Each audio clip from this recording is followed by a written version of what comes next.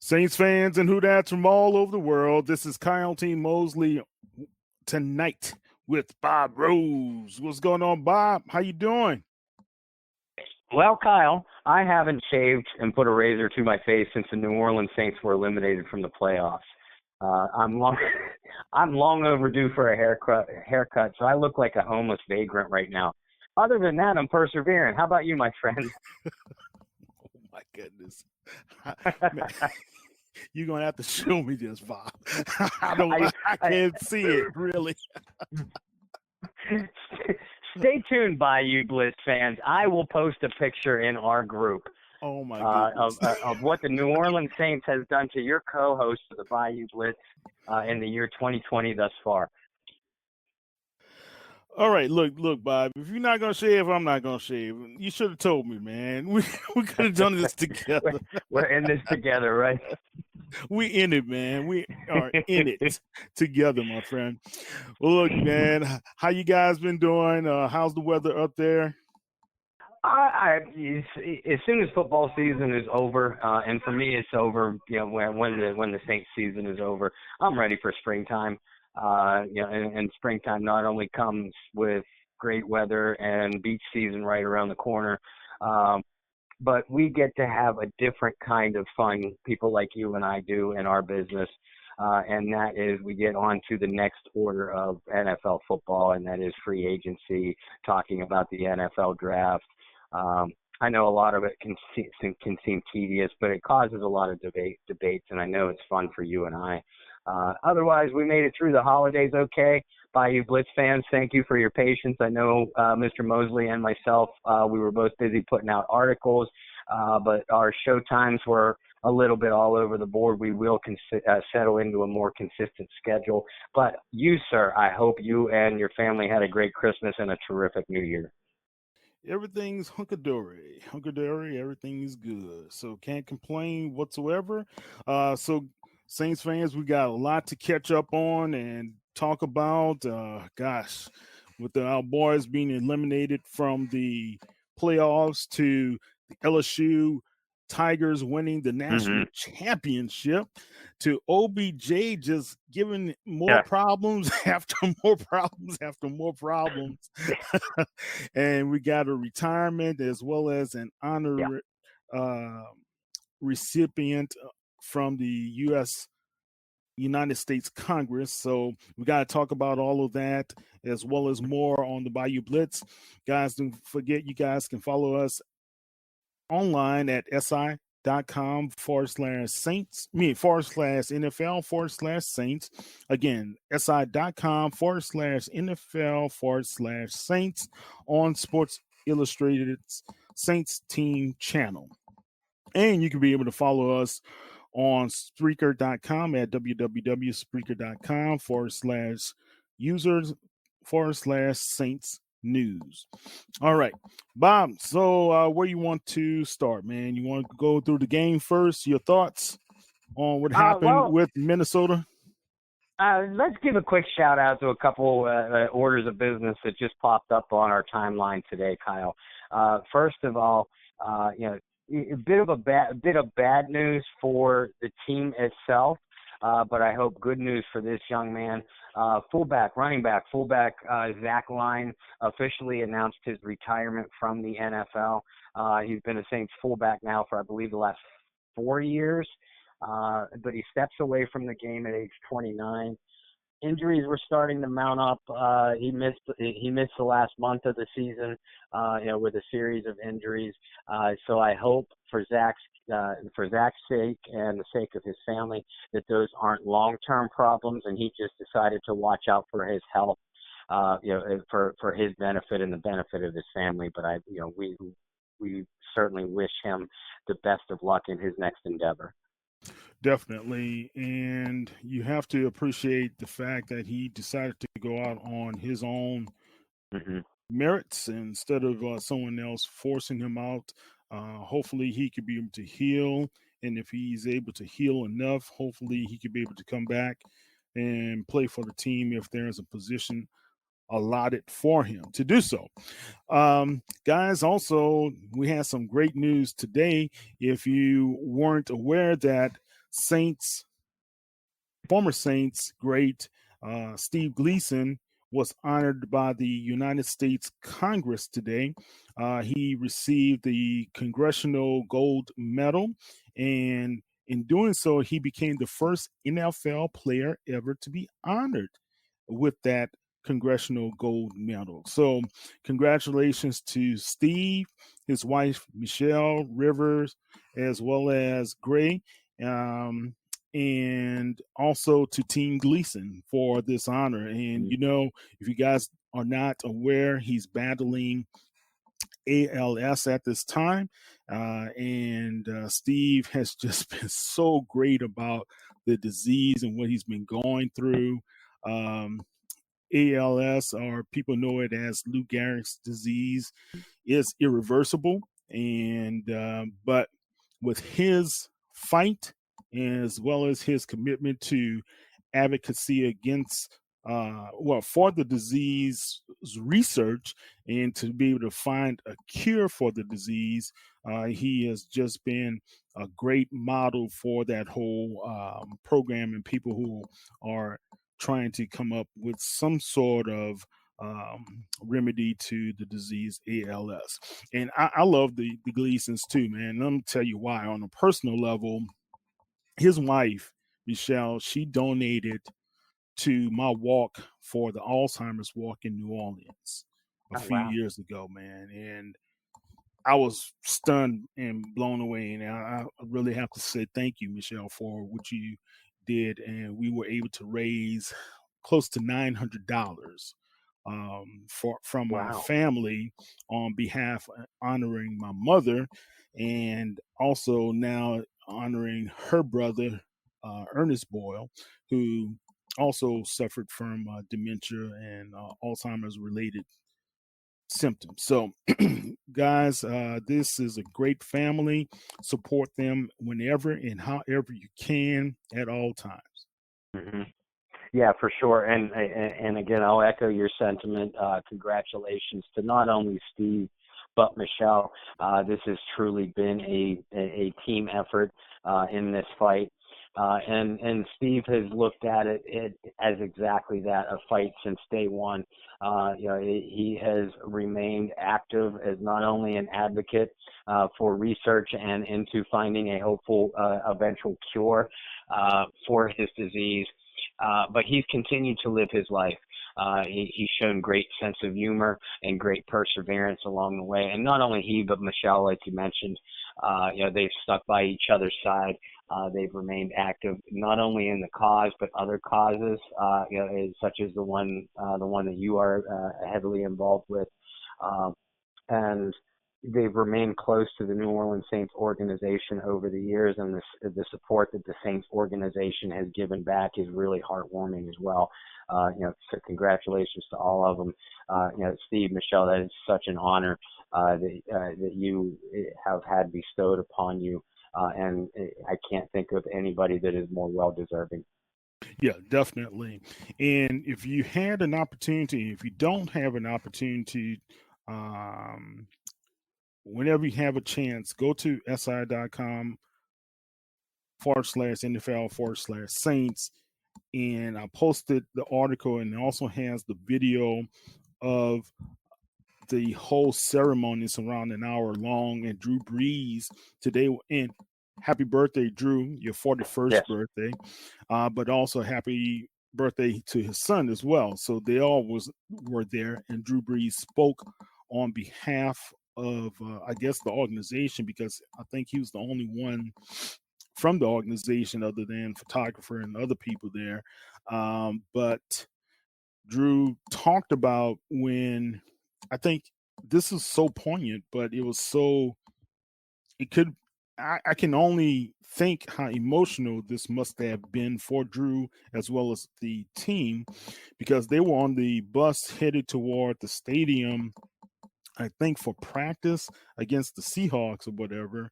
And they got the email text from Steve that he was diagnosed with ALS. Oh wow.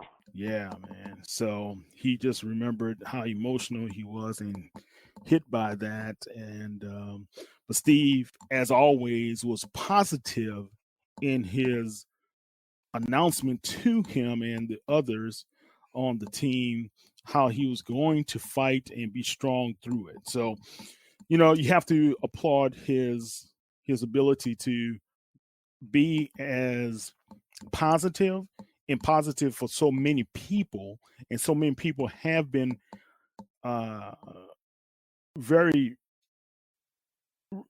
honored of his respect about the disease, but honored of how he's been handling it, and it's only been an encouragement to so many people as well.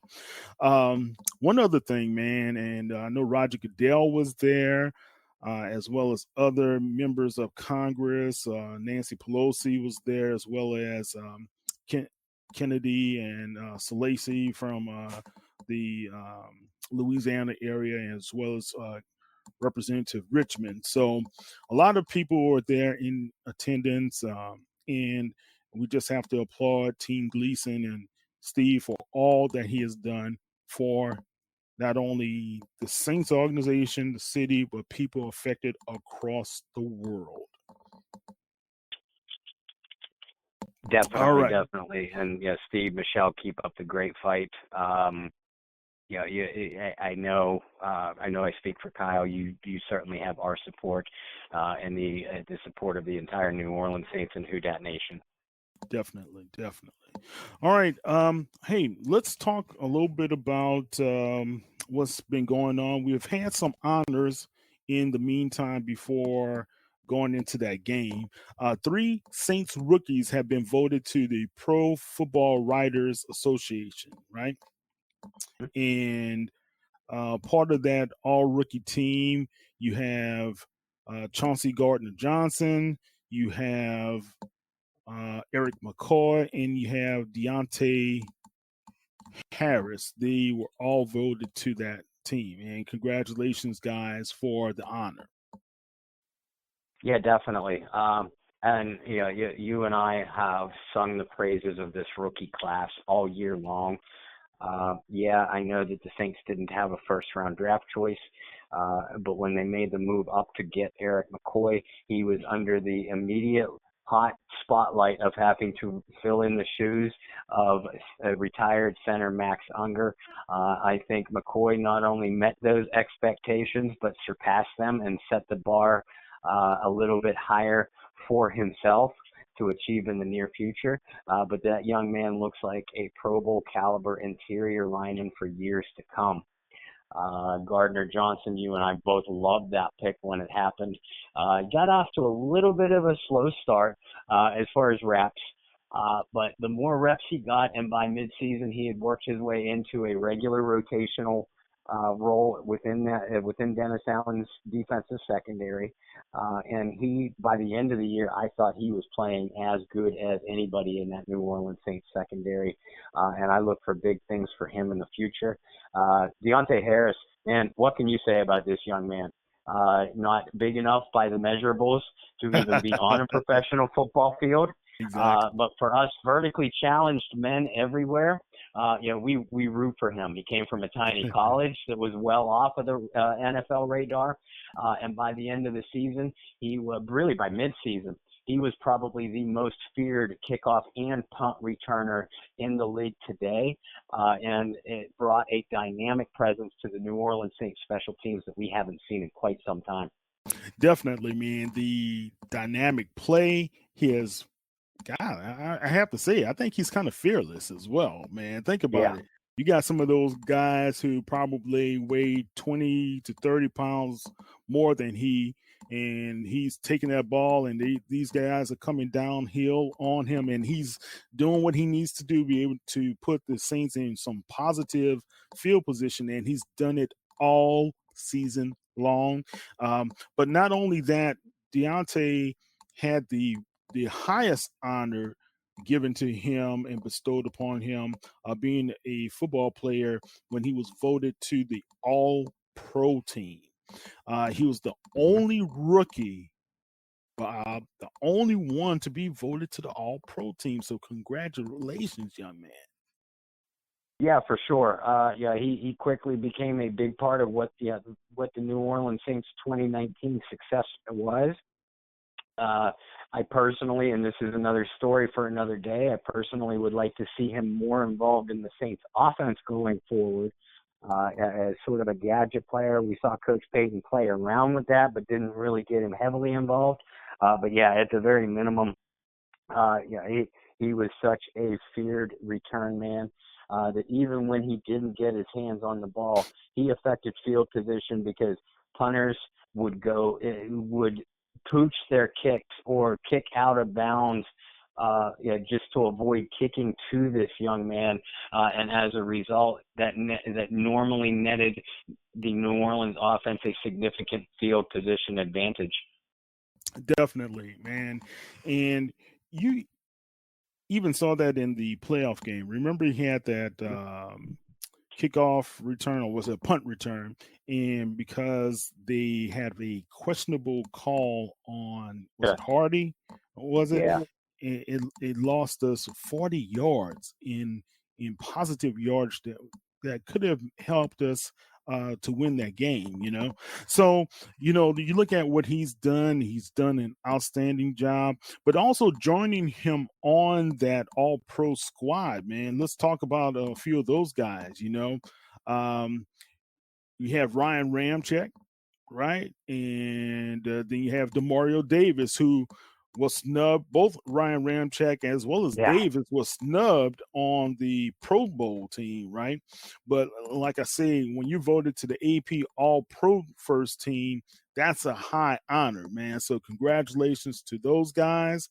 Then you have Cam Jordan as well as special teamer JT Gray. Those guys are second team uh, guys on the roster. And of course, you had wide receiver Michael Thomas, who was a unanimous selection for the All Pro squad. Yeah, I'd say Michael Thomas had himself a pretty good year to deserve that unanimous selection. But the fact that we had so many New Orleans Saints littered through the first and second team All Pro voting, which, like you said, supersedes the Pro Bowl vote, which let's call a spade a spade. The Pro Bowl vote is mostly a popularity contest.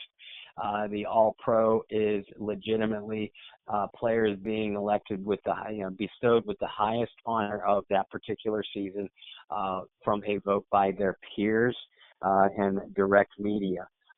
So that is far more meaningful to any NFL player. I'm sure would tell you if you had asked them. And the fact that we had so many Saints voted onto it, yeah, the season definitely ended in disappointment. Definitely ended a lot faster than a lot of us anticipated.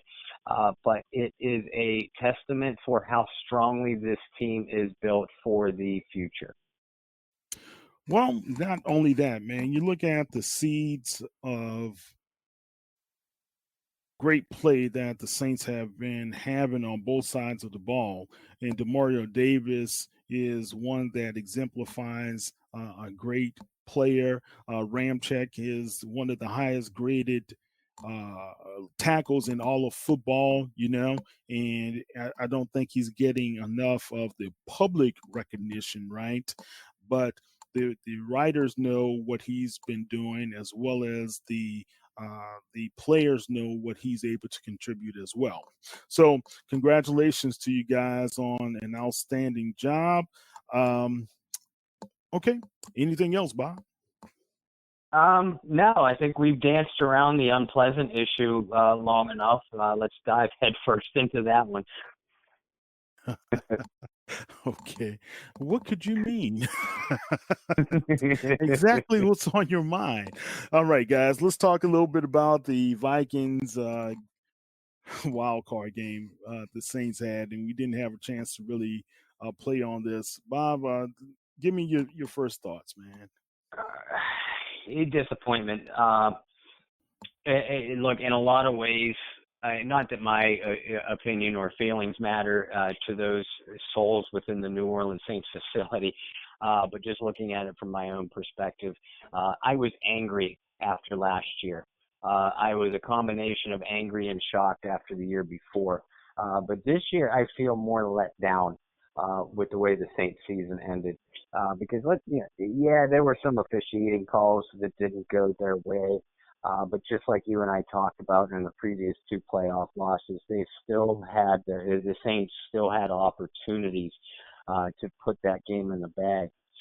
In this one, they were thoroughly outplayed by the Vikings on both sides of the ball for the first three quarters. And that's what I think I found the most disappointing and probably the most bitter pill to swallow. I hate playing the woulda, coulda, shoulda games, to borrow a phrase from our old coach, Jim Mora. But you can't help but to do that from time to time in sports. You look at the roster and compare the Vikings and the Saints rosters, the fact that the Saints were playing in a home game and relatively rested coming in. On paper, the New Orleans Saints should have dominated this game. And the Vegas odds makers said so. And like I said, the fact that they came out and they got their butts whipped for three quarters. The Warriors on this team finally stepped to the forefront in the fourth quarter, and they had opportunities to win the game, but they once again came up short when it mattered the most. So we're facing another off season, Kyle, asking ourselves what if and what happened. Okay, so Bob, I just have to call it like it is, and I know I'm going to get some flack from it. They got their butts whooped is a good way of phrasing it. I think the intensity was not there, No. right? I believe, number one, the Saints were a better team. Bottom line, if we can come back in one quarter, I know we were a better team. Okay, I have to be non-biased on some of my writings, so I have to call this in a little bit of a non-biased way as well. I cannot fault any officiating. I cannot fault any injury. I cannot fault any bad calls or whatever. You have to fault the players mostly, as well as then second will be the coaching. Now, the reason why I say you may have to fault the players is that the players were not executing. When our offense was just stagnant, it wasn't really consistent, it wasn't any rhythm to it. I think those are good words to use.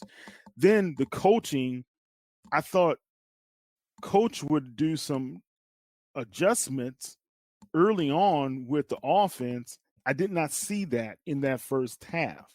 Did you? No, not at all. And I felt like, sitting there at halftime, I was in a little bit of a state of shock because we really haven't seen many opponents do to the New Orleans Saints what the Minnesota Vikings were doing to them.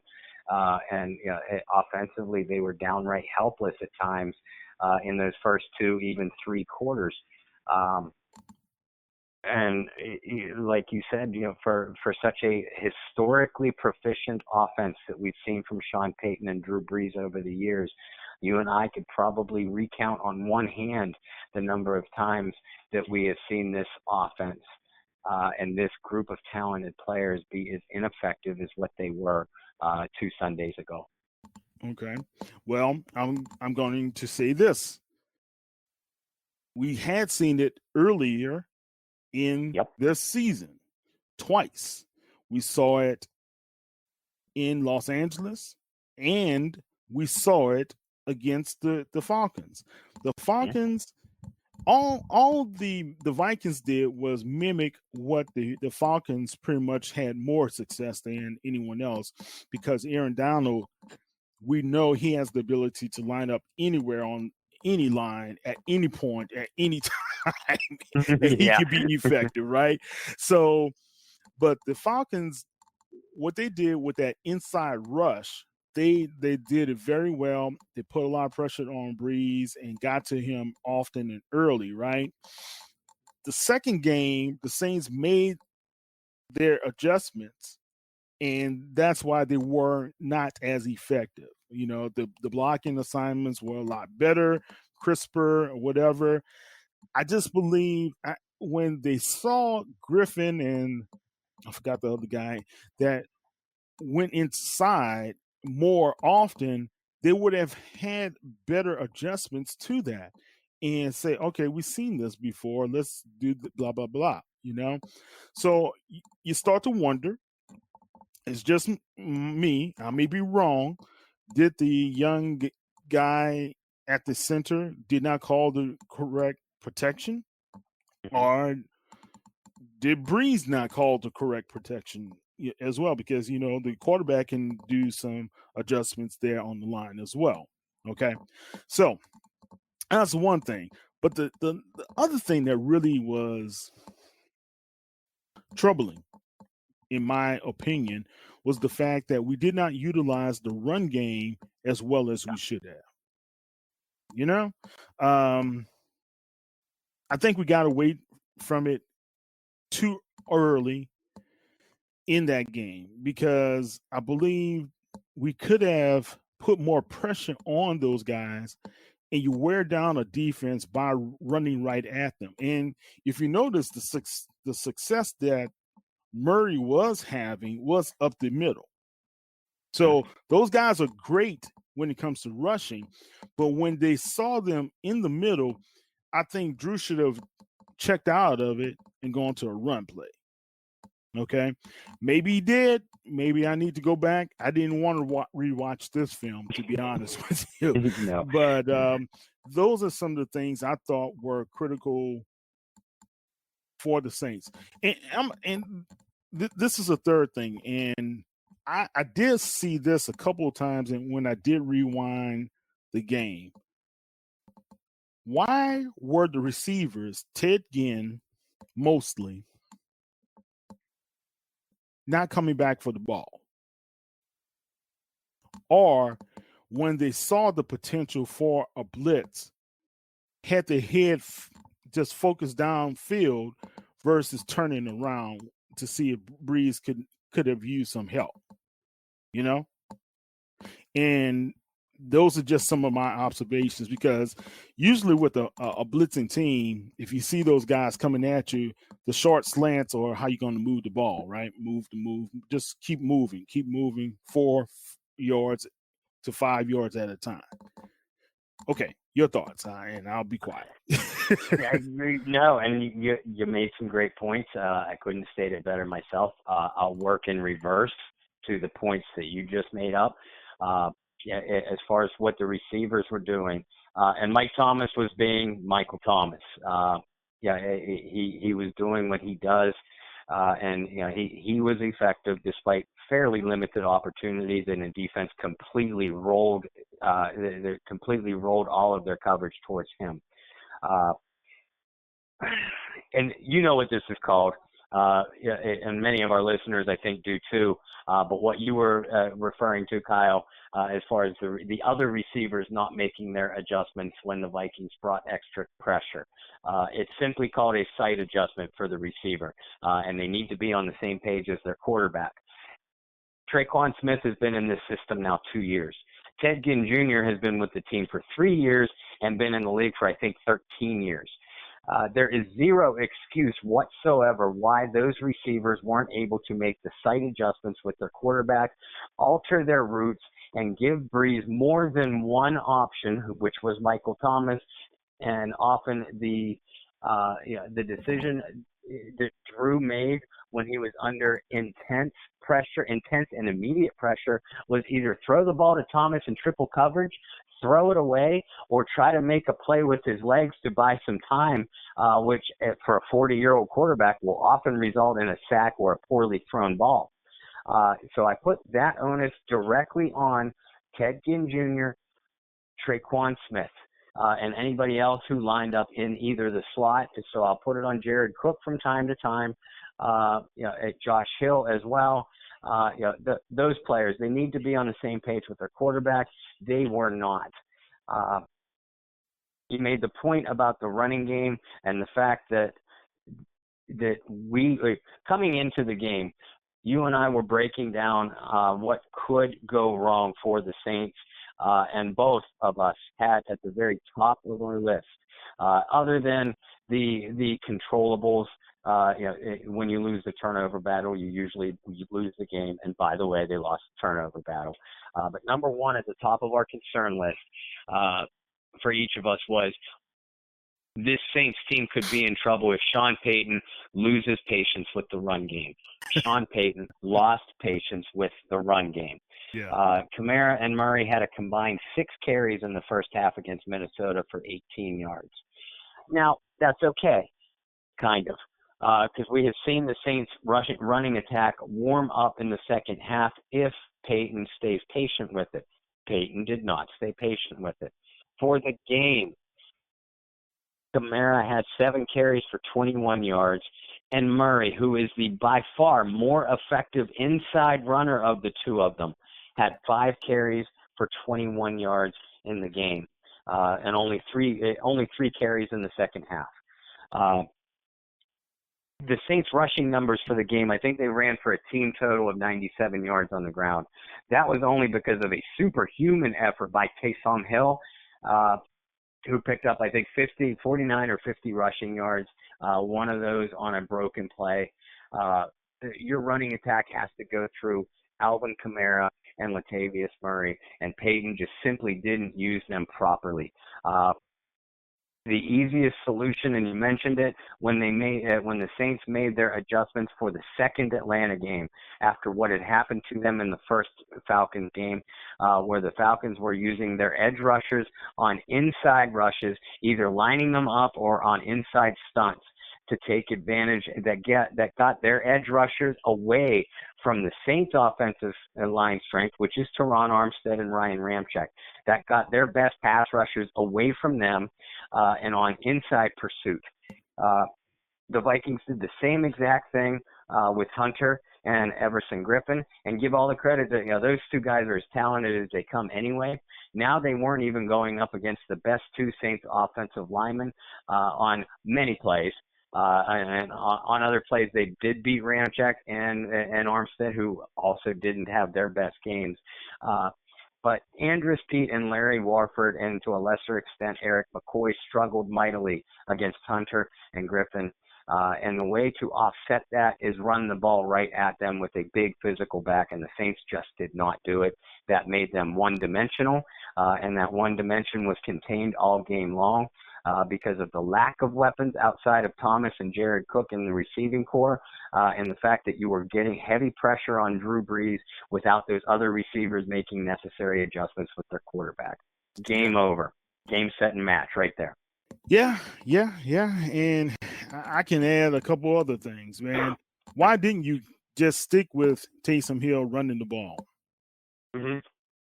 Why didn't you just keep feeding the ball to your huge tight end who was a mismatch for those guys, right? Why? Okay, so of course I don't know half of football that Sean Payton. I don't know a tenth. I don't know. I don't know 100. I just don't know as much as Sean Payton. Okay, let's just say it like this. Sean Payton knows the world about the game of football. Mm-hmm. But you have to wonder, just like I'm going to be that guy in the Whole Food market in the meat counter asking that question to Payton. Why didn't you run the ball more? You have to really start to wonder, why is there not more of a concerted effort to be able to do so? We didn't need Drew throwing that football as much as he did.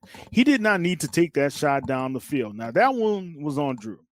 Oh, yeah. Okay? That was on him, okay? I think and I saw this early. Didn't we have was it the field goal early in the game when we get? Yes. And you and I talked about this on the show prior to the game, that when we get into the red zone, we have to score touchdowns and not kick field goals. That was a measure right there. Those extra 4 points could have really helped us out, right? And I knew before even Lutz kicked the field goal that he was going to miss it. I said, he's going to miss. I don't know why. I just had that feeling. I had that feeling all day long that this game was just going to go sideways for the New Orleans Saints. And it's not that I don't love my team. I just felt as though the team, it was just something about when you see a prize fighter, when they enter the ring, you can look in their eyes and you can see from one guy to the next who's more committed to winning this fight than the other person. Those guys were more committed to winning this fight. When they went to, and you look at the same Vikings team 6 days later, when they go to San Francisco, that team had no fighting. Not like the fight they gave to the Saints. So all I'm saying is sometimes you could be the better team or across the board, but that on that one particular day, you can lose the game if you lose intensity. If you're not tenacious enough to be able to say, I'm going to impose my will upon you, not you do it to me. And I think somebody was sitting there, and you see this often from Saints teams over the years. Somebody's waiting for Drew to make the miraculous play. Yeah.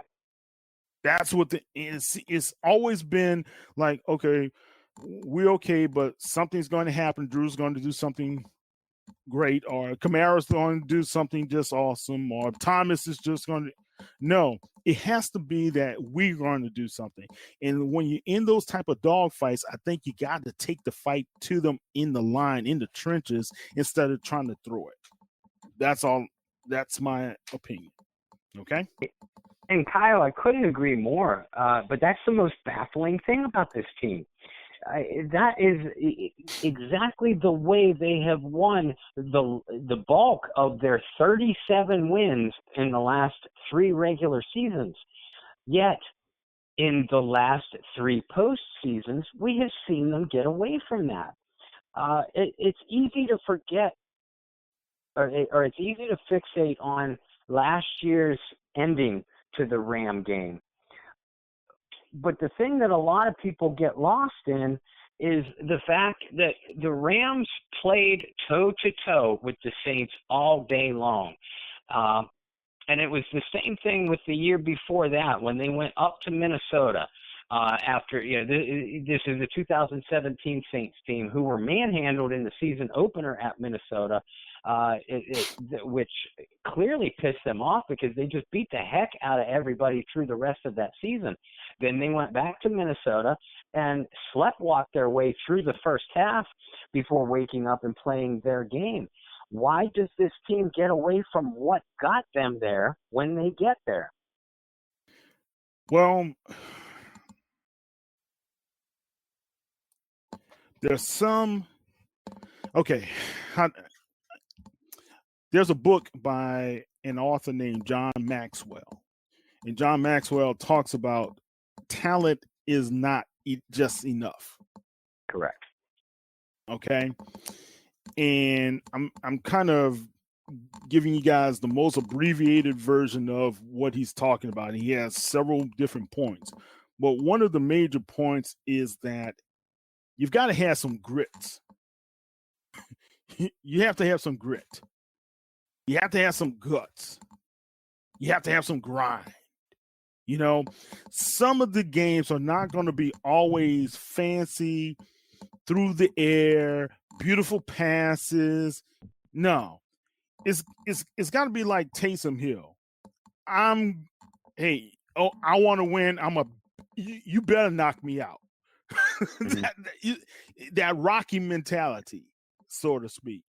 the mentality that, okay, I may not be the best out here. I may not be the strongest, but you're going to have to show me that you can beat me. And you got to take it to them. Now, the 2009 team had that mentality. Okay? They weren't going to give up. And you saw that when I think that win against the Dolphins, how they came back, was something that really resonated throughout the rest of the season for them, all the way through the Super Bowl. Okay? You've got to have those defining type of seasons. Now, moments in your season. Let's go back to when we did not have Mr. Drew Brees for 5 games and we had Teddy Bridgewater. Mm-hmm. Now, what was that team less talented because they didn't have Brees? Yes. One player, right? Less talented. But the team did what? They rallied around Teddy. Did they not? Without a doubt. They not only rallied around Teddy, who changed his philosophy? That'd be the man at the top, the man wearing the headset, the man with the head coach with the Super Bowl ring. Exactly. He changed the way he called the game. Soon as I'm just, and guys, if y'all think I'm wrong, let's look at the tape. That's all I'm going to say. All right. So we lost Los Angeles, right? Lost against those guys. Then when Drew came back, what game did he come back to? The Falcons. Well, his first game back. His first game back was Arizona. Arizona. Yeah. So, in my opinion, Arizona wasn't a good barometer. It was a upcoming team, but they didn't have the horses to hang with the Saints. Number one, let's put it for real, okay? The Falcons took it to the Saints and smashed them in the mouth. Yeah, they did. Now, when the Saints had success, and you need to look at this again, Bob, who was running the football? Latavius Murray and Alvin Kamara. Taysom Hill. And Taysom Hill. Right? Remember Taysom had that long score? Then Latavius had, some nice runs, right? Okay. So, okay. This team was not the throw first, then set up the run team. This team in those 5 games showed you had to run to get the play action fake going. I think Coach, because he relies on Drew as much as he does, because he's a phenomenal talent, that the way he called the game was based upon, let's say, Drew Brees 3 or 4 years ago. Does that make any sense? It sure does. Okay. So if we call the game based upon Drew 3 or 4 years ago and not really factoring in that Drew can't be the Drew of 3 or 4 years ago, not because he's less talented or his arm. No. He's highly more accurate, right? Is because he doesn't have that supporting cast. He only had Michael Thomas. Mm-hmm. 3-4 years ago, he had Lance Moore, Snead, and other guys. The problem with this team, and we knew it, and I think you wrote about it in what went wrong with the team, is basically that we did not have that supporting cast at the number 2, 3, 4, 5, 6, whatever slot. All of them, right? And I'm going to say this too, guys, and maybe I may get some more backlash from this as well. Alvin Kamara has not been the same player since Mark Ingram left. Okay. Now I know he's a professional player, and I know he was injured as well. But Alvin, even before that injury, I did not see the same intensity that we saw those first two seasons with AK-41. Okay. Maybe I'm wrong. Maybe it's just my poor eyesight, which is failing day by day. Okay. But I just don't see that same intensity. And I think the Saints, and I'm not taking anything from Latavius Murray because I think he's been a valuable asset to the team. I Mhm. think through that negotiation or lack of or something, we lost that element. And sometimes you can lose an element of that dynamic that allows the team to move in certain different directions because of person's presence. Okay. Now they got to get over it because they are professionals. And this is the nature of the business. People come, people go. That's the way of life. But I'm still believe that this year was not you did not see that same person that we know we could have seen.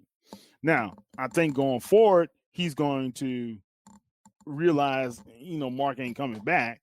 So I need to do something. Okay. Your thoughts. About Kamara, it's next to impossible for anybody to build up an argument against what you're saying, just based off of his numbers alone. Uh, yes, he was. Alvin was the Saints' leading rusher. Rusher with 797 yards. He scored 5 rushing touchdowns. For the third straight season, he had 81 receptions, but he only scored once. And those 81 catches only got him 533 yards, which was a career low. Yeah, I'll grant you, he did miss what he missed two games, 2.5 games with injury, which obviously affected him for at least 2 or 3 games upon his return.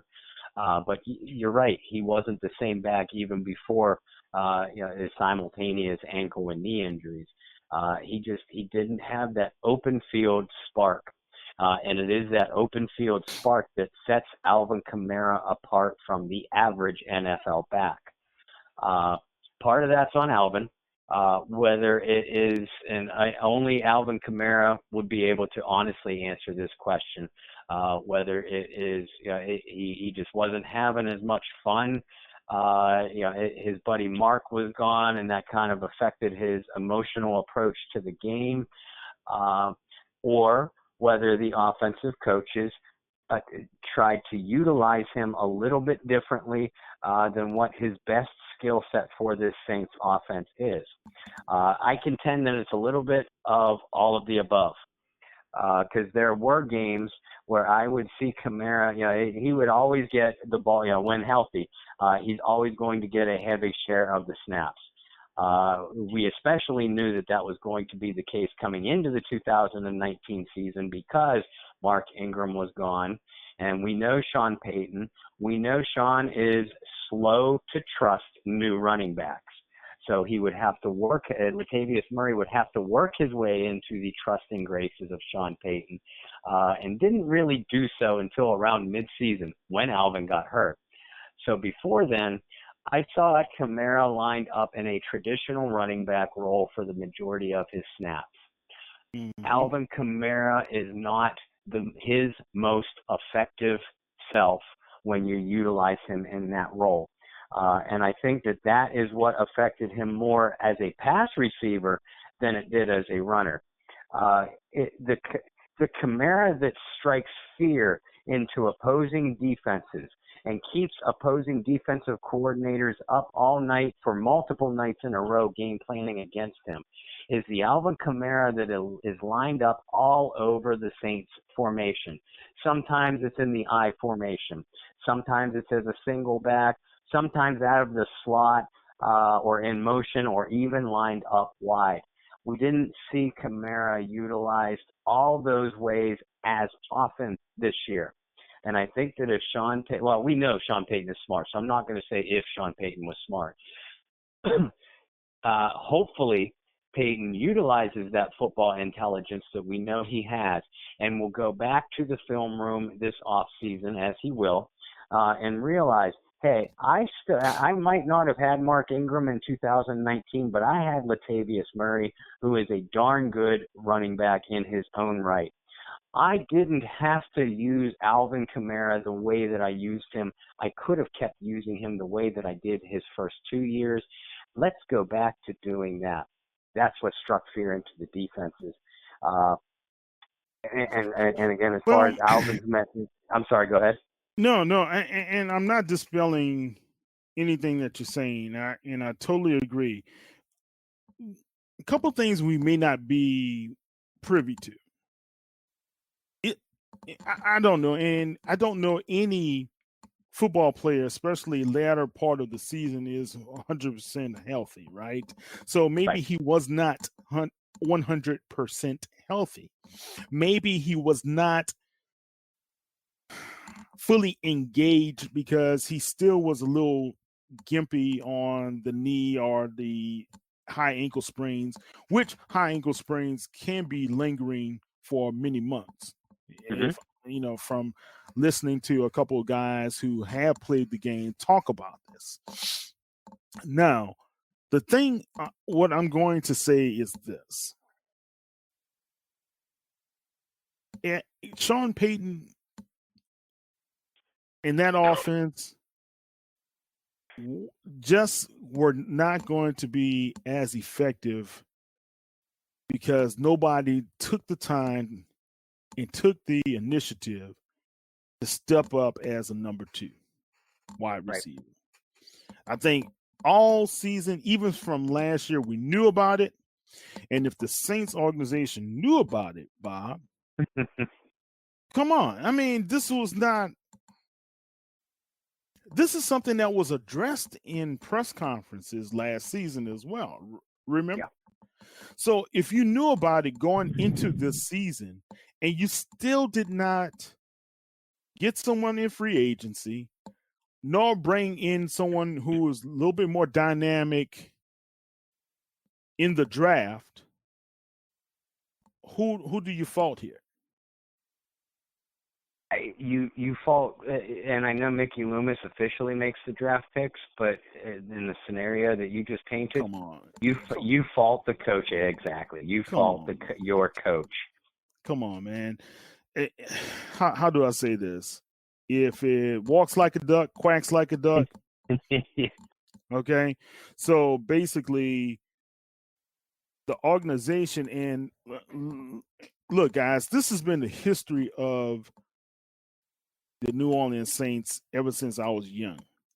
But also, this has been a history of some of the player selections, which, number one, they have been outstanding player selections, but 2, there have been some questionable non-player selections, because for years, how many times we would all say, we need a linebacker, we need a linebacker, we need a linebacker. They get someone who was probably on a broken wheel.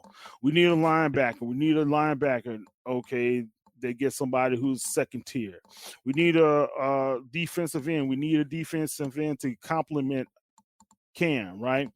They'll get somebody a B, second or third tier guy. Remember, it has always been the fans can clamor for, we need this type of guy, but then when we get into the draft, you selected who? Who? I mean, I don't take anything from Kenny Vaccaro because he wound up being a pretty good player, but nobody knew who he was. You selected who? And Andrews who? you see what I'm saying? You select. I mean, that Marcus who?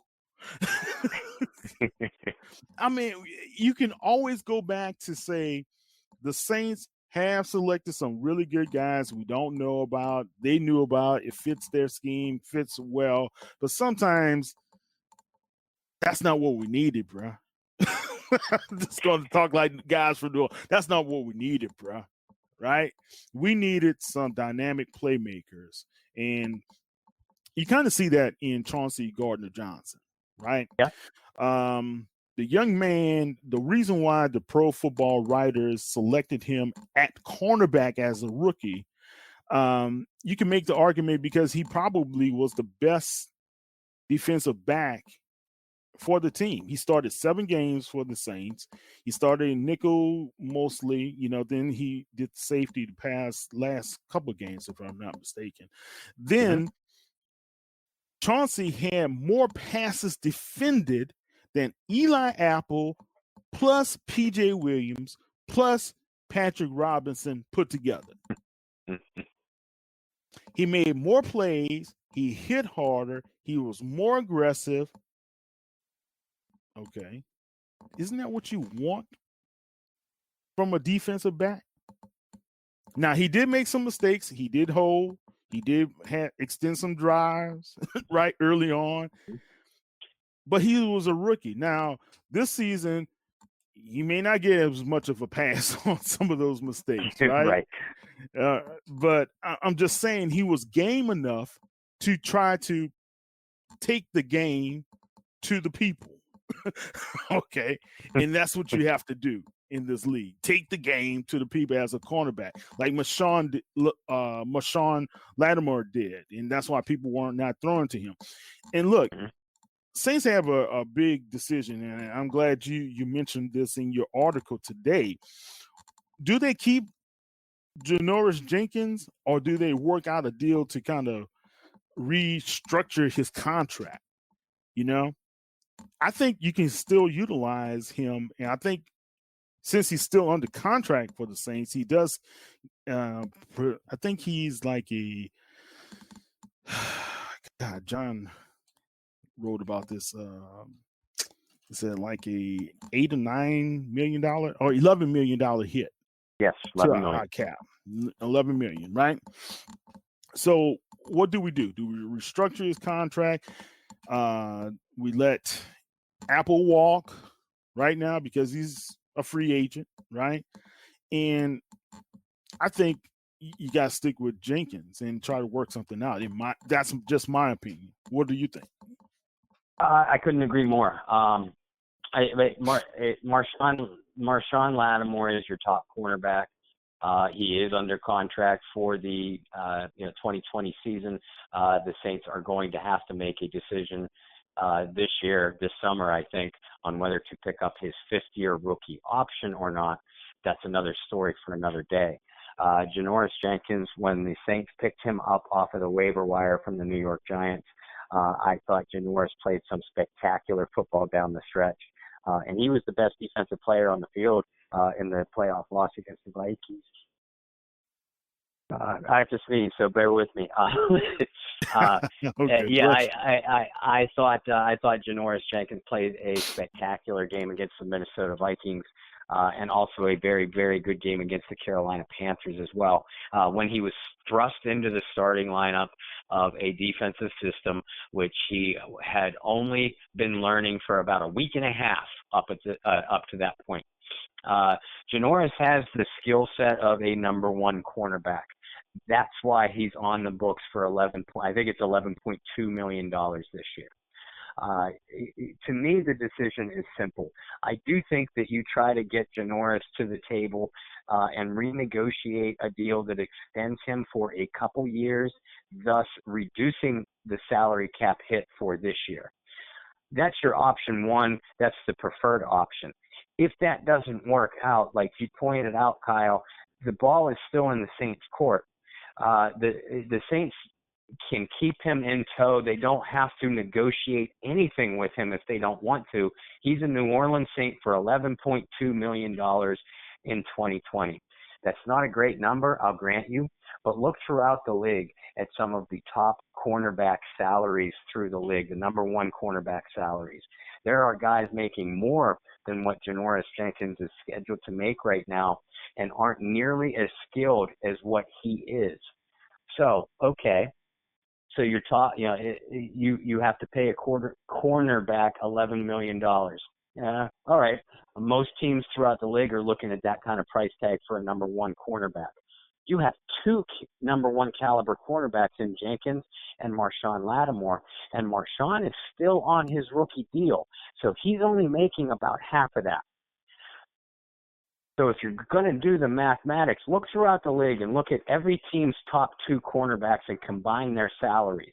I'd wager you a bet, without having those numbers in front of me right now, I'd wager you a bet that there aren't that most of the other starting cornerback duos make more or at least as much as Jenkins and Lattimore will make together in 2020.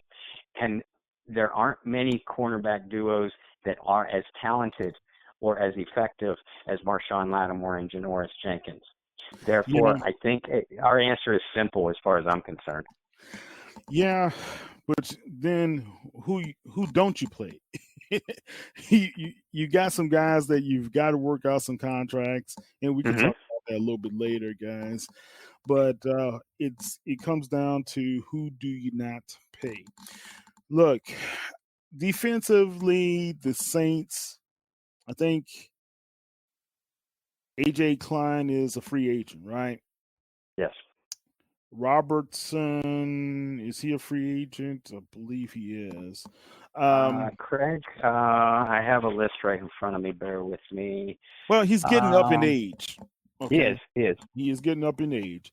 We lost Mike Nolan. He's now the defensive coordinator of the Dallas Cowboys. So we're going to have to find a new effective linebacking coach, right? He has done a phenomenal job with Demario Davis since 2017. Yes. And the proof is in the pudding, right?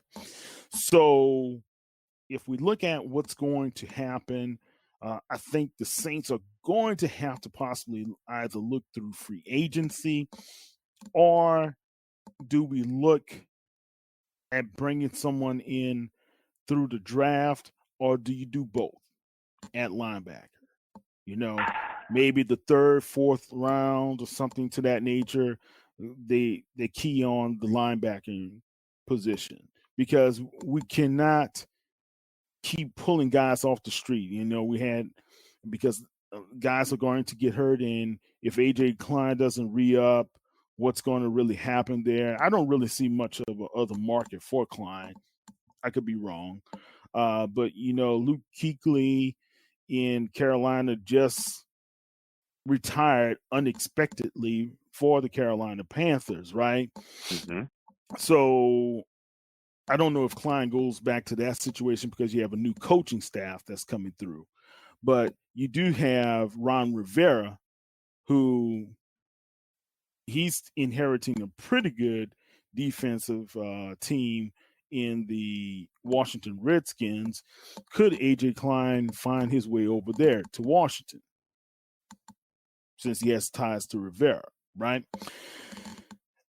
I don't know. I think it would make more sense that he stays in New Orleans and they work out some deal for him. You know, he and his family, his wife, they just adopted a beautiful young baby. So I don't know. I think it's probably make more sense. But let's be honest. Also, we need to have more of an athletic presence at linebacker, especially if we're going to go through this NFC with some pretty fast running backs, as well as tight ends and wide receivers that are coming across the field. Okay? So that's just my thoughts, man. I know Marcus is going to come back from injury, and we can go on and on and on, Bob. But I just think the team lost another chance at a Super Bowl, to be honest with you. I think we could have gone up to the way the Packers played. And people are like, "Oh, Brett, you know, Aaron Rodgers, he's back in." Man, the way they played, we could have beaten them. Seattle was right there hanging with them and had an opportunity. We could have beaten that team. That echoes of times past, when we hear the same thing after we lose a questionable game. The next time that team goes and they lay an egg, that same team that just came and beat our butts, lay an egg in the playoffs, right? We could have beaten that team. We could have. Sean Payton and Drew Brees could have been in the Super Bowl at least a good 3 or 4 times. Yeah. Because we laid an egg. We can't keep on. Drew Brees doesn't have any more egg laying potentials now out there. let's be for real, man. I love Drew, but if we sign him for another, I think they should sign him for 2 years, in my opinion. Okay. He does not have another 2 years of disappointment in him. We cannot keep support. We cannot have a lack of support where we need to have the support. The reason why that 2011 team did not win, and that was the best team Sean Payton ever fielded, in my opinion, as well. And I know I'm saying this word a lot today, is because we lack defensive support. The reason why we lost against the Chicago Bears, our defense wasn't up to par. The reason why we lost to whomever is the same thing. There was a lack of defensive support. But this game, it was a lack of offensive support. That's what I'm going to stick with. This game against the Vikings, that was a lack of offensive support. Let me ask you something, Kyle, and I know we're running pressed on time, but knowing you the way that I do, I have a feeling that this will actually be a short answer. I know you're seeing it on a lot of message boards. I know you're getting asked about it a lot. I've gotten asked about it a lot, and I'm seeing it too. So I'll just ask you point blank about a lot of the things that we've seen and been asked. Do you think the Saints? Do you think it is time for the Saints to move on from Drew Brees? No. Good. No. Who else? Who are you going to get? You're going to say, thank you. I'm sorry, man. Lamar Jackson's performance was enough for me to show people that. How do I say this, Lord? I'm going to say this the right way. Taysom Hill is not a starting quarterback yet in the National Football League. Okay? Can he be? Yes. Will he be a Super Bowl quarterback next year? I would say the odds are against. Okay? Instead of 4. The Saints are, according to major odds makers in Vegas, right? They're 10-1 favorite in most of them, and they're a 14-1 favorite in another one, right? And I wrote about this today on SI's site, our Team Channel site, right? So the odds makers usually are right. And I don't know how they do it. These guys, I know. If you look at the teams that they pretty much keyed in on early last year, those are some of the teams that are still in the race. Okay, so all I'm saying is this: with Drew Brees, your odds are much higher than without. Mm-hmm. It would be ludicrous at this point, with still some of the nucleus that you have, with talent like Alvin Kamara, Jordan, Cook, Michael Thomas, and I can point out on and on and on, to say now, I think we need to move on from Drew Brees. Heck, you out your mind. You're out your mind. And I know people are like, oh, well, look at him. I'm sorry. Drew Brees at 80% is still 100% more than probably 30 other quarterbacks in this National Football League, in my opinion. Yeah. Okay. Hey, partner, you know why I had to ask you. You and I have both been peppered with, as well as John Hendricks, with us at SI.com. The three of us have been peppered, with those questions and comments for 2 weeks now. And look, hey, I know it's valid, and I know it almost seems like Saints fans, a disturbing portion of Saints fans, are ready to move on from Drew just for the drama aspect. But they don't know what they're talking about. I know. And Drew, hey, look, Drew did not have nearly his best game against Minnesota. Can I say this? Warriors. Go ahead before I do. Bob, I'm so sick and tired. Let me say this, guys. A quarterback in the National Football League will never have 100% outstanding games. Okay?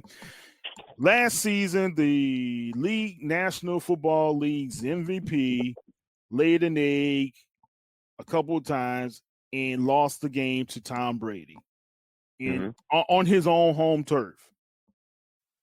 This year, Lamar Jackson will get the MVP. In the divisional round, he laid an egg on his turf. Did he not? Both of those are young rising stars, right? Okay, so I'm just going to say this, guys. Sometimes you need your supporting cast to help you out. You need your coach also to realize he may not be sharp today. So let me do something different than calling passing plays. Yeah. Okay. If Taysom Hill got you down there, it's like bringing the girl to the dance, but deciding, I'm going to switch it up. I'm going to leave up where I brought J-Lo to the dance, but I'm going to go home with Beyonce. Come on. No, it didn't work. I've seen this too often. The coach is consistently inconsistent at times. And God, man, I know I'm going to get flack for that. But he's consistently inconsistent. The professor used to always say that. He said, Kyle, watch. He's going to do something. He's going to call a play, and there's going to be an interception. I don't know how he knew all this. The professor, and he was blind. And people don't realize this. Derek was blind. I didn't know that. Yeah. Toward the end of his life, he was blind. He can sense by listening to what was going on in the games, and he usually was right. I'll be on the phone with him sometimes, listening in because he was in Atlanta. He'd be like, "Watch, he's about to call something, or he's going to throw the ball, and he's going to get picked off. Watch, bam." He said, Kyle, it's a pattern with this team. It's a pattern. And sometimes the pattern has been he relies too much on the fact that he has a Hall of Fame guy. And I just think he should have probably toward the end of the season start calling the plays like he did for Teddy. That's all I'm saying. Yeah. For our fans that are listening, and listen, Kyle and I respect everybody's opinion. We really do. We are just respectfully disagreeing with you, with those of you that think that there's another option better than Drew Brees right now. Brees played, let's call a spade a spade. Brees played a bad game for 3 quarters against Minnesota. In the fourth quarter, in the fourth quarter, he went 12 of 13 for 129 yards and a score. He brought that team back. Now, yes, I know he had that back-breaking fumble. I blame that more on the play calling, like you just pointed out. They got down into prime scoring position, playing the way the Saints have beaten up on teams all year long, and then they got cute. Brees got sacked and coughed the ball up. That could happen to anybody, Hall of Fame or Bob Rose, or somewhere in between. Brees played like a warrior. The man was 40 years old and averaged nearly 300 yards a game this year, 27 touchdowns, 4 interceptions, and 0.1 of a point lower in completion percentage of the NFL single season record, which, by the way, He broke at 39 years old. This And- man and- has some football left. okay. He lost that accuracy record because he was in the game and he was very inaccurate in that Yes. game. And your coach kept calling what type of plays? Low percentage pass plays. Okay. I know. I'm just Drew Brees had to miss, I think they said had to miss at least 14 to 15 passes for him to lose that, and he did. Okay. So therefore it goes to show you, why didn't he run the ball more? Right? Yep. And you're referring to that season finale against Carolina, a game that they won, by the way, 42-10. Why was he passing the ball so exactly much? Thank you. Brees was 19 of 30 passing. Meanwhile, Kamara and Murray had a combined 25 rushing attempts. That's it. Okay, so I'm just saying, Bob, every fighter has their tendencies. Floyd Mayweather, Muhammad Ali, Mike Tyson, Lennox Lewis, Bernard Hopkins. I can go Manny Pacquiao. Every fighter has their tendencies. Until you, as a fighter, start realizing what your tendencies are and say, I've got to do something different, you're going to eventually get beaten. Roy Jones saw that happen to him. Okay? 2 straight fights, knocked out. Never was knocked out, never was touched before. Okay? So all I'm saying is this, man. When you have that tendency, you can't be as stubborn. Arrogant. Is it arrogant? It's both. It's stubborn arrogance. Stubborn. Yeah, stubborn. Let's use stubborn. You can't be as stubborn as you were prior. And that Carolina game, you were going to win the game. You didn't have to pass as much. That's what I couldn't fathom. Why are we passing so much? Why even take the chance to pass that much? How about that? You got running backs, run them. Why don't you work on the running game when you had the game in hand? Those are things that were going through my mind when I was sitting there watching the game. Yeah. Okay. All right. So anyway.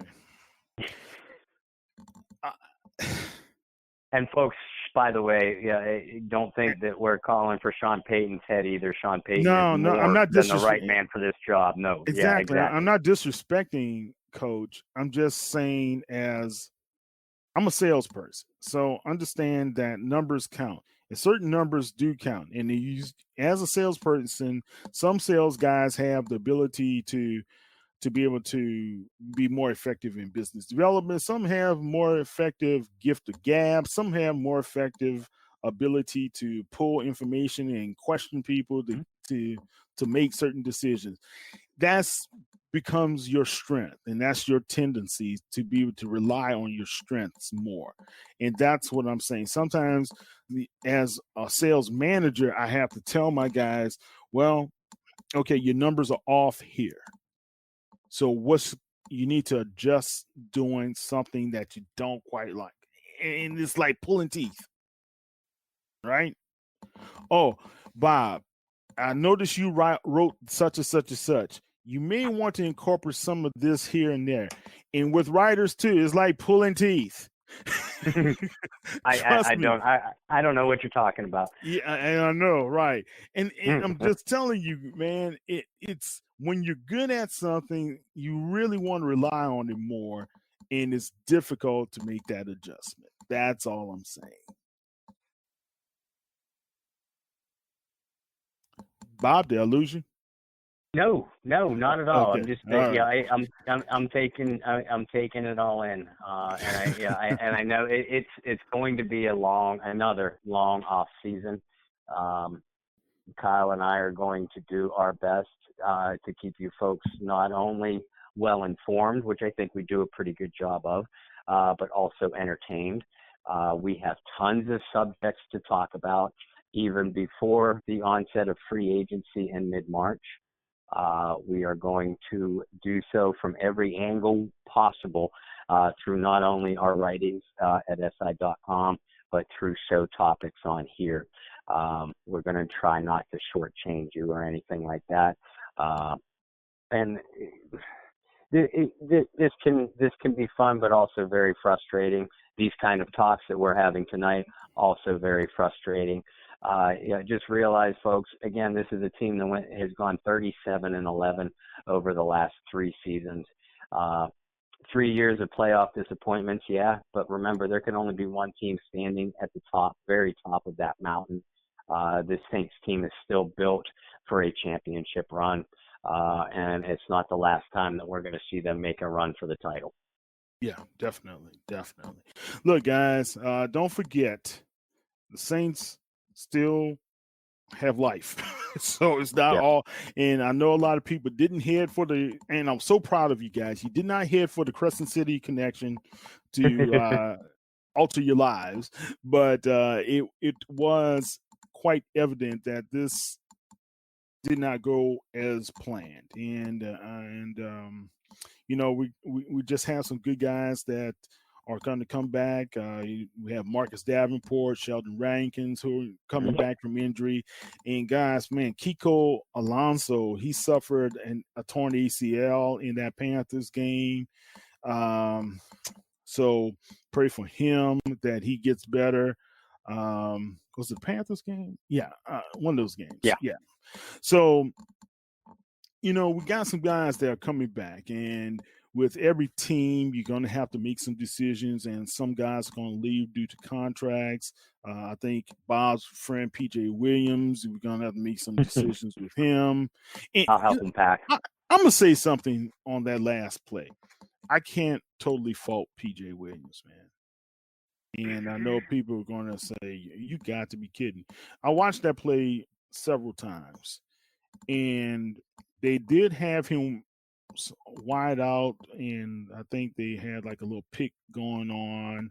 I'm not sure if it was Diggs or whomever, but before the play even started, why didn't, and this is about support again, why didn't either Dennis Allen or Sean Payton call timeout? That's a good question. You got to look. You got to look, right? You had 3 timeouts. Why didn't you call timeout? I'm playing devil's advocate to a certain extent. By that point, you can't really do much with your personnel. Eli Apple was on IR. You're rolling out there with Marshawn Lattimore and Janoris Jenkins, but you also have to play Patrick Robinson and PJ Williams, my favorite 2 individuals in the world. So I'm not okay. Don't get me wrong. I understand where you're coming from as far as personnel is concerned. My question is, and I've seen this a few times in my day, quite a few times, when it's a highly important play, you want to get a defensive look. What are they about to do? You get that look, timeout. Then you force that offensive coordinator and coach to make a decision. Do we keep that same play or we run a different one? You don't want their primary play to be the one that they go with. Make them change it up. You had them 3rd down. You defended them very well. You wanted to force them into a 4th down. If you have a 6'4", 6'5" guy, and you have a 6-foot guy, who's going to win? Huh? Who's going to win? Now, you're coming back to that whole vertically challenged issue again. And this is what I didn't understand also. Each one of the cornerbacks, except Chauncey Gordon-Johnson, this was interesting. Each one of the cornerbacks played at the goal line, but Gardner-Johnson played closer to his man on the line of scrimmage. Mm-hmm. PJ played off on the goal line and gave Rudolph a running start and did not. And Rudolph first went fake to go in, then he went outside. But as Deion Sanders would say, why didn't you try to redirect him earlier in the whole thing, in the whole route? That's where coaching or whatever should have been more prominent in the decision making. That's all I'm saying. You're right. And like I said before, I was trying to play devil's advocate to a certain extent. If I'm the defensive coordinator on the sideline, or if I'm the defensive captain, Demario Davis, on the field, I do take a timeout, knowing that I have 3 in my pocket, but that it is third down. And if I could get them out of their primary play, because the Vikings came to the line of scrimmage undoubtedly with their favorite goal line play, a favorite third down goal line play, no less. And there's not many better to do it in that situation than Kyle Rudolph. He's a very talented tight end, and they had the coverage that they wanted. I want my best guy near the goal line, which has to be Kyle Rudolph, lined up against your worst secondary player, which has to be either P.J. Williams or Patrick Robinson. The Vikings got that look, and at that point, if I am Dennis Allen or Demario Davis, I do call a timeout. I can't roll out with different personnel, but I can at least come out with a different kind of coverage, or adjust to okay, I've already seen what the Vikings are going to come to the line of scrimmage with. Now I'm going to come out of my timeout with 2 different plays. I'm going to have a base defense called, but I'm also going to have a specific defense called for that formation that I last saw. They did. Maybe it made a difference in the game. Maybe it didn't. We'll never know. But you have to give your guys at least a fighting chance, and that's where I think that they made a mistake on that particular play. I do agree with you. Yeah. And I'm just going to say it. Sometimes you got to play smart ball when you're playing these games. And I think Klein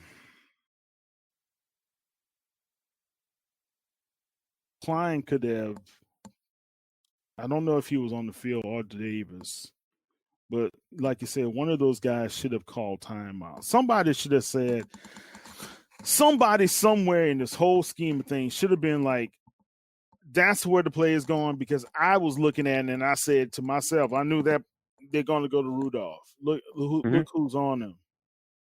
It wasn't rocket science, guys. No. No, I mean, not only would you, again, look for one of your best guys, which was Kyle Rudolph, but you see it every single Saints game that I've ever watched during this era. And if I'm the quarterback or opposing offensive coordinator, I do the same thing. If P.J. Williams is on the field and I'm throwing the ball at P.J. Williams. If Patrick Robinson is on the field and I'm throwing the ball at Patrick Robinson.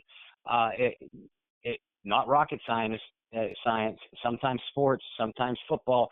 It comes down to simplicity, and it was as simple as this on that final play. My guy Kyle Rudolph is 10 times better than your guy P.J. Williams in this situation. At least the Saints should have given themselves a fighting chance by calling a timeout, changing coverage scheme, and okay, wherever Rudolph lines up in this next formation, this is who I want on him. I want to alter his route at the line of scrimmage, which means I'm either going to line up an A.J. Klein or a Demario Davis, on the slot, on Rudolph in the slot to try to get a bang on him.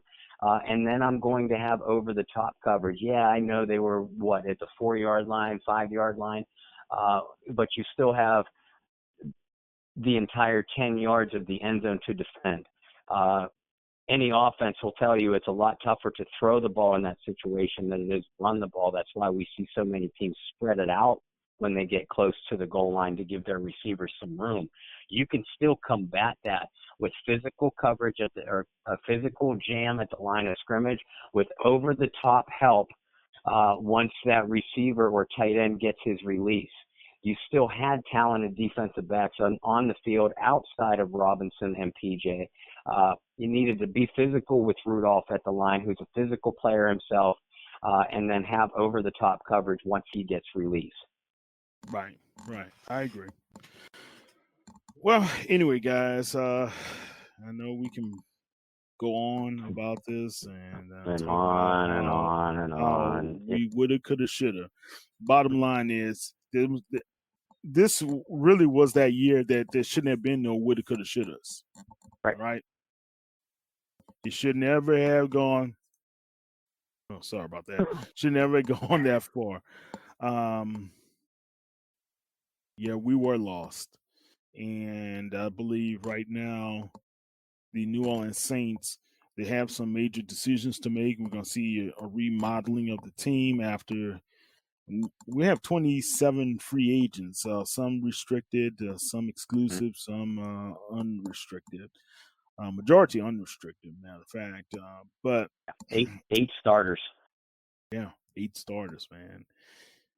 So I know Mr. Loomis and Sean Payton usually do their best and damnedest to bring back the best for the organization. I think top priority would be signing Drew Brees. I think another top priority is trying to make a decision on what's going to happen at the cornerback level. And, then we can talk about the other spots from there, man. All right, guys. If you want to follow Bob Rose on the World Wide Web, Bob, how can they follow you? Well, I can be followed individually on Facebook under Bob Rose or Twitter at BobbyR2613. The majority of my writings are through SI.com, where you can also find Mr. Kyle Mosley, Mr. John Hendricks, Mr. Brendan Boylan, and Mr. Aaron Miller, and our gaggle of thought processes. So make sure to go over to Sports Illustrated, over to SI.com. Find out New Orleans Saints and give all of us a follow. It's also easy to conversate with us on our articles and give your thoughts and opinions as well, which we certainly welcome. You can also follow our show and where we stream these articles on Facebook through our Bayou Blitz Facebook page. Those of you that are already members, thank you for keeping everybody in line. I know there was a lot of frustration and angst after this loss. I thought most everybody in our group was pretty well behaved. And we're going to get back to business as usual by streaming our articles and our show replays through there. But by all means, if you aren't a member of the Bayou Blitz Facebook group page, just go to Facebook, search Bayou Blitz.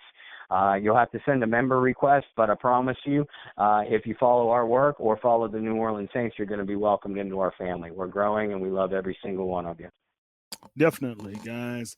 And don't forget, you can be able to follow us at Saints News on Instagram, Facebook, and Twitter at Saints News. That's the Saints News Network on the Sports Illustrated Saints Team channel. And you can also go to our website at si.com/NFL/Saints. And if you have any comments, we're trying to build up our community. Later, we're going to have some special draft information that's going to be at a premium. And we're going to also have some training camp info, some videos, some on-site interviews, and all this stuff is coming up. We're going to have such a phenomenal 2020 and bring you guys some first-class, on-the-spot information that you have not been able to get, but with myself, John, Bob, Aaron, as well as Brendan Boylan and Carla Antoine. Can't leave her out. Yes. Dr. Carla Antoine, she's such a great help and support. She brings to you guys mostly the Saints Angels, as well as the top teams of the week aspects from her writings as well. So, and one other thing, guys, if you guys are interested in coming on board and want to, uh, get us to take a look at your writings, I'm open to this and this particular season to see what you guys can bring to the table. We're trying to add some more people to our staff at Saints News Network. So hit me up at at kmosley at saintsnews.net, and I will be able to respond to you at that time. If you are a young college grad or a young person still in college and you'd like to do some internship work for us, you can also hit me up at kmosley at saintsnews.net as well. Let's see. I think that's about it, Bob. Don't forget, we're building our community, so follow us on si.com and also respond to the articles, chat your thoughts about what we're talking about. Please don't hold back. When we will respond and we will give you our thoughts, and we're not like some of these guys who take it highly personal and start to bless you out. No, we're not doing that. We're very professional in how we handle everything. Yes. So congratulations to some of those guys who made it to the Pro Football Hall of Fame, like Jimmy Johnson, as well as Coach Bill Cowher. Southern Universities, the Southern University Jaguars are being represented in the Pro Football Hall of Fame with Harold Carmichael. He made it to the big show, man. I saw that. I'm just going to say this, and I've been chatting it up with Jeff Kerr, who writes for CBS. He made me feel a little bit old right now, but Jeff just said his dad and his grandfather used to tell him about Harold Carmichael and how he was a great player. I hate when that happens. Dude, I saw Harold Carmichael play in Tulane Stadium, man. Okay, so I felt like, oh my goodness, I'm not that decrepit yet. So, but Harold Carmichael, congratulations. My dad used to love you, especially being a fellow Southern Jaguar like he was as well. And guys, I'm gonna say this one thing. This is like off the cuff. Bob, if you ever have a chance to do Ancestry.com, do it. I have not. Man, I'm going to tell you, I've learned so many interesting things about my family. I've been a part of Ancestry for years, but with this new DNA stuff that has come up, you're connecting people here and there. It's kind of scary, man, but but it's also eye-opening, and I've learned so many things about my family. I was able to finally find out what happened to my great-great-grandfather, man. So wow. Those are things that you are priceless. So kind of take some notice and utilize Ancestry.com. And there's one other needless plug I need to say. Guys, don't forget to just continue to be supportive of some of the causes out there in the world, like with ALS, with Team Gleason and those guys, like the Alzheimer's Association, by mental health advocacy as well. It's real. Take care of your mental health, and get help whenever you need it. Yeah. Okay? All right, guys. This is Kyle T. Mosley with Bob Rose of the Bayou Blitz. Bob, you have a good one. We'll talk later. Talk soon, my friend. Thank you. All right. Y'all take care. Who dat?